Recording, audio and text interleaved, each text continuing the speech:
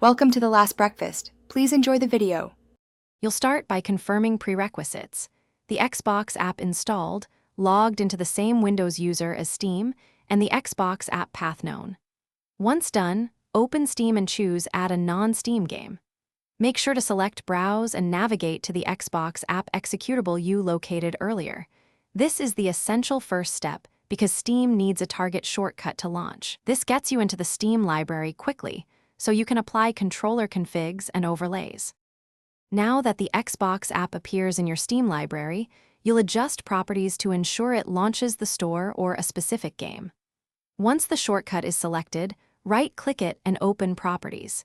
Here you can rename it, set launch options, and add command arguments to jump directly to a title. Make sure to enable Steam Overlay and configure controller support. This is why you added it.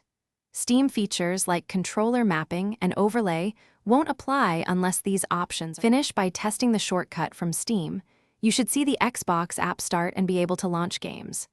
If it doesn't work, check that the executable path is correct, and make sure Steam and Xbox app run under the same user and administrative privileges.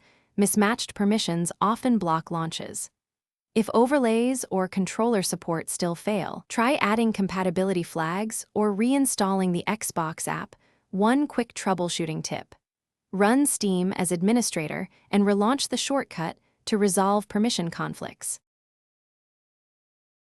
Thanks for watching. If this was helpful, leave a like and consider subscribing. See you next time.